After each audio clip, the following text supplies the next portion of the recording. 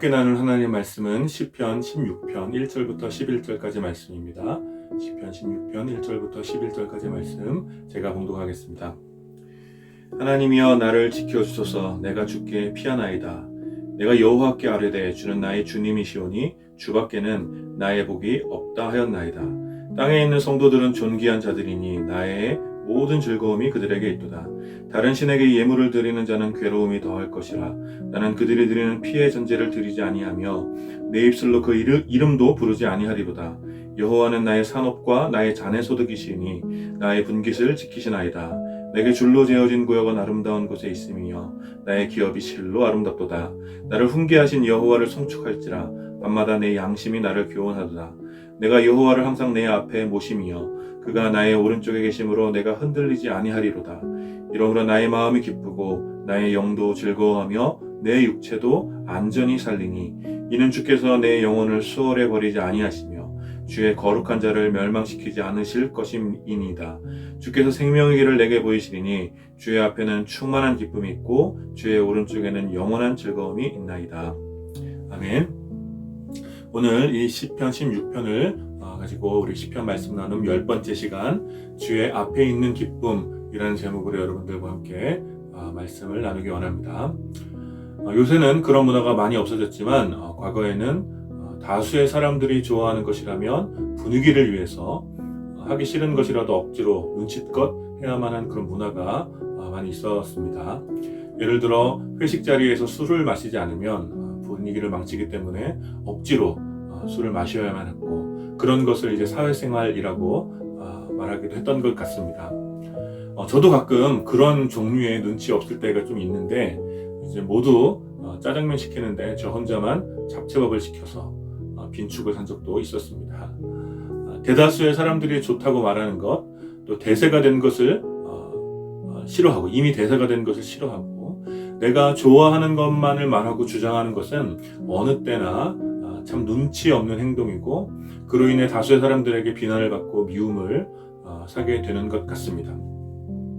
그래서 우리들은 많은 경우 눈치껏 어떤 다수의 사람들이 좋아하는 것에 함께 동조하고 대세를 따라가곤 하지요. 그러나 어떤 경우에는 또 특별한 상황에서는 우리가 좋아하고 추구하는 것들을 절대로 포기할 수 없는 경우들이 있습니다. 많은 사람들의 미움과 비난을 받는 한이 있더라도 도저히 함께할 수 없는 불이나 또 내가 꼭 지켜야만 하는 그런 가치들이 있는 것이죠. 오늘 우리가 함께 읽은 다윗의 시도 그와 같은 상황에 대하여 노래하고 있습니다. 오늘 시편은 다윗의 믹담이라는 표제가 붙여져 있는 시편입니다. 믹담이 무엇인지에 대하여 몇 가지 견해가 있지만 대체로 이제 어떤 벽에 새겨진 그런 황금과 같은 시로 이해합니다. 그만큼 오늘 시편 16편은 다윗의 시편 중에서 굉장히 탁월한 가치가 있는 그런 시편이라고 할 수 있습니다. 오늘 이 시편 16편의 시작은 하나님께 피할 테니 자신을 지켜달라는 다윗의 요청으로 시작됩니다. 다윗이 이렇게 하나님께 피할 수밖에 없는 이런 위기를 느끼는 이유는 열심히 우상을 섬기는 사람들에게 오직 하나님만이 복이 되심을 말했기 때문입니다. 여러분 한번 생각해 보십시오. 많은 재물을 우상에게 바치면서 자신의 복을 구하는 사람들에게 그것이 쓸모없는 일이며 오직 하나님께만 복이 있다고 말한다면 우상에게 재물을 바치는 사람들의 마음이 어땠을 것 같습니까? 특별히 오늘 3절의 말씀으로 유추해 보면 당시 대부분의 사람들이 우상에게 재물을 바쳤고 그래서 하나님만을 섬기는 성도들을 찾아보기가 매우 힘들어서 이 성도들을 만나는 것 자체가 기쁨이 되는 이런 우상 숭배가 만연한 그런 상황이었던 것 같습니다. 그렇게 다수의 사람들이 우상에게 제물을 드림으로 스스로 기뻐하고 만족을 얻는 시대에 다윗은 오직 하나님께만 복이 있음을 선포함으로 다수의 사람들로부터 미움과 위협과 비난을 받고 있는 것입니다. 그래서 다윗은 우상 숭배자들로부터 피하여 유일한 복 되신 하나님께 자신을 위탁하고 있는 것이죠. 사람들이 우상을 숭배하고 그 앞에 제물을 바치는 이유는 대부분 현실에서 자기 자신이 번성하고 싶은 그런 복을 얻기 위함인데 하나님께 속한 다윗은 오직 하나님께 속한 소유의 풍성함을, 하나님으로부터 얻을 수 있는 그 소유의 풍성함을 소망하며 즐거워하고 있습니다. 그리고 현실을 넘어서는 이 놀라운 소망이 오직 여호와 하나님께 있기 때문에 다윗은 늘 여호와의 말씀이 주는 교훈을 즐거워하며 그 교훈을 삶의 제일 앞에 두어서 흔들리지 않음을 오늘 시편에서 선포하고 있는 것이죠. 다윗에게는 바로 이것이 기쁨이었습니다. 여호와의 말씀에 인도하심대로 살아가는 것, 여호와의 말씀을 교훈 삼아 그대로 살아가는 것, 그래서 자신이 지옥의 웅덩이로 빠지지 않고 생명의 길로 나아가는 것이 다윗에게는 큰 즐거움이 되었던 것입니다. 다윗이 누리는 기쁨은 이 땅에서의 번영이나 성공이 아니라 오직 주의 앞에 머무르는 것, 주님 계신 곳으로 흔들리지 않고 나아가는 것, 이것이 바로 다윗의 즐거움이었습니다. 그래서 오늘 시의 마지막은 이 다윗의 유명한 고백과 같이 주의 앞에는 충만한 기쁨이 있고 주의 오른쪽에는 영원한 즐거움이 있습니다 라고 노래하며 오늘 시편을 마무리하고 있는 것입니다. 사랑하는 여러분, 저와 여러분은 지금 극도로 깊어진 쾌락의 시대를 살고 있습니다. 다수의 사람들이 순간의 기쁨과 만족을 얻기 위하여 수많은 우상들에게 재물과 자신의 삶을 바치고 있는 그런 시대를 우리는 살고 있죠. 여기저기서 쏟아져 나오는 변태적인 성욕과 또 깊은 허영심에 사로잡힌 자기 사랑이 우리 시대의 문화를 만들고 있습니다. 다윗 시대의 사람들은 이 땅에서의 번영을 위해서, 이 땅에서의 자기 만족을 위해서 눈에 보이는 우상 앞에 자신의 정신과 재물을 드렸지만 우리 시대의 사람들은 제어되지 않는 탐욕이라는 우상 앞에서 자신의 정신과 자신의 재물을 쏟아붓고 있는 것입니다. 우상을 섬기는 자들이 자신의 성공과 종교적 쾌감에, 자신의 만족에 더 깊게 빠져서 계속해서 더 자극적인 종교의식을 점점 극단적으로 추구하는 것처럼 이 시대의 탐욕이라는 우상은 더 자극적이고 더 극단적인 자기 사랑과 자기 만족이라는 문화와 사상을 만들어가는 것입니다. 우리들은 이러한 우상의 정신이 지배하는 그런 시대에 다윗과 같은 자들로 서 있는 것이지요.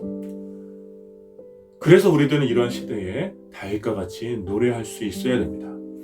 자신의 탐욕을 우상처럼 섬기며 모든 만족과 기쁨이 자신에게 있다고 말하는 이 시대에 우리들은 오직 우리가 섬기는 하나님께만 참 복이 있음을 노래하며 살아가야 하는 것입니다. 사랑하는 여러분, 여러분들이 이 일을 해내시기를 격려하며 축복합니다. 어쩌면 앞서 말한 바와 같이 하나님께만 참 복이 있다는 이 노래는 다수의 사람들, 어쩌면 대부분의 사람들이 싫어하는 눈치 없는 노래일 수도 있습니다. 종교와 신앙도 자기 자신을 위하여 이용하는 이 시대에 우리의 복이 우리의 것이 아니라 하나님께 있음을 선언하는 것은 우상의 시대에 대단히 저항적인 삶이 될 것이 뻔합니다. 나의 만족이 채워지고 나의 소유가 많아지며 그냥 내가 원하는 대로 살아가는 것, 자기 마음대로 살아가는 것이 복이며 기쁨이며 잘 사는 것이라고 말하며 또 강요하는 이 시대에 이런 사람들 속에서 하나님이 우리의 복이며 하나님만이 우리의 기쁨이라고 말하며 살아가는 것은 분명 쉽지 않을 것입니다. 그래서 우리에게 필요한 것은 오늘 다윗의 노래입니다. 하나님께서 우리에게 무엇을 주시는지, 우리를 위하여 무엇을 예비하고 계시는지, 또 우리의 무엇을 보호하시는지 하나님의 인도하심에 대한 깊은 인정과 고백이 저와 여러분들에게 소망이 되어야 하는 것입니다. 우상 앞에 선 사람들이 자기 만족을 위하여 더 자극적인 쾌감을 추구하는 것처럼 하나님 앞에 선 우리들은 계속해서 더 깊게 하나님의 소망을 탐하여야 하고 그 소망으로부터 오는 기쁨을 매일의 삶 속에서 누려야 하는 것입니다. 이 일을 위해서 우리는 여호와의 말씀을 늘 교훈 삼아서 우리 삶의 제일 처음과 끝을 이끌어 가도록 해야 합니다. 다윗의 고백처럼 여호와의 훈계의 말씀이 우리 삶 가운데 깊이 뿌리 내릴 때 우리들은 흔들리지 않고 주를 송축하며 우상의 시대의 한복판을 담대하게 흔들림 없이 걸어갈 수 있는 것입니다. 이러한 삶이 우상을 섬기는 많은 이들에게 비난을 받고 위협을 당하는 삶일지라도 이러한 삶이 우리에게 기쁨이 되는 이유는 우리가 멸망의 길로 가지 아니하고 우리가 사망의 길로 가지 아니하고 생명의 길로 나아가고 있기 때문입니다.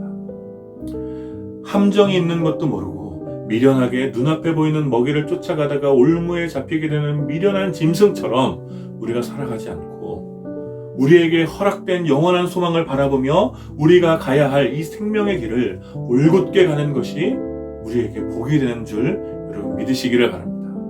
사랑하는 여러분, 여러분들이 이 사실을 믿고 이 믿음대로 살아가시기를 축복합니다. 우리가 바라보고 따라가야 하는 길은 우리를 자극하고 유혹하는 탐욕과 우상의 길이 아니라 하나님께서 우리에게 보이신 생명의 길이라는 것입니다. 오직 그 길 끝에만, 그 길 끝에 있는 주의 앞에만 충만한 기쁨이 있고 주의 오른쪽에 영원한 즐거움이 있는 것입니다. 사랑하는 여러분, 이번 한 주간 이 생명의 길, 이 충만한 기쁨이 있는 길, 이 영원한 즐거움이 있는 이 길을 걸어가시기를 축복합니다. 여러분, 진정한 기쁨은 전염성이 있어서 강요에 의해서가 아니라 자연적으로 이 기쁨은 확산되게 되죠. 저와 여러분들이 누가 뭐라 그래도 어떤 위협과 미움이 있더라도 주의 앞에 있는 충만한 기쁨을 바라보며 그 영원한 즐거움을 바라보며 우상의 반대편으로 걸어갈 때 우상 앞에서 더 큰 쾌락을 쫓다 지친 사람들이, 또 탐욕과 쾌락을 쫓다 채워지지 않는 목마름에 사로잡힌 사람들이, 자기 만족과 자기 사랑을 추구하다 깊은 외로움과 고독에 빠진 사람들이, 그리고 이 모든 삶에 대한 깊은 허무함에 사로잡힌 우리의 이웃들이 우리가 걷는 이 길에 신선하고 영원하고 충만한 기쁨을 바라보게 되는 것입니다. 그래서 우리들은 오늘도 그리고 이번 한 주간도 이 길을 걸어가야 하는 것입니다. 마치 처음 가보는 길에 가이드가 된 것처럼 주께서 보여주신 그 생명의 길로 우리가 담대히 걸어갈 때 우리와 우리를 바라보는 모든 이웃들이 참된 기쁨의 자리에 더불어 도달하게 될 줄 믿습니다. 여러분, 사순절 기간입니다. 우리는 먼저 이 길을 걸어가신 예수 그리스도를 묵상합니다. 다수의 사람들이 종교적인 열심과 정치적 소망을 품고 있을 때 영원한 하나님 나라의 비전, 바로 죄인들과 하나님을 화목하게 하시고 그로 인하여 주의 백성들이 하나님의 영원한 복 가운데로 나오시길 원하셨던 그 소망을 바라보며 십자가의 길을 걸어가셨던 그 예수 그리스도를 바라봅니다. 예수님의 길을 당시 다수의 사람들이 미워하고 비난했지만 오직 그 길을 통하여 우리 역시 영원한 복과 기쁨을 얻을 수 있었음을 우리가 기억하면서 우리 역시 이번 한 주간 주의 앞에 있는 기쁨을 맛보도록 주께서 보여주신 그 생명의 길을 따라가시는 여러분들이 되시기를 축복합니다. 자기를 사랑하고 자기 만족을 위해서 살아가는 것에 기쁨이 있다고 말하는 이 시대에 저와 여러분들이 하나님과 이웃을 사랑하며 하나님께서 주시는 것에 만족을 누리며 살아가는 이 생명의 길로 걸어가는 주의 말씀을 교훈 삼아서 흔들림 없이 이 길을 걸어가는 이번 한 주간이 되시기를 마음을 다해 축원합니다.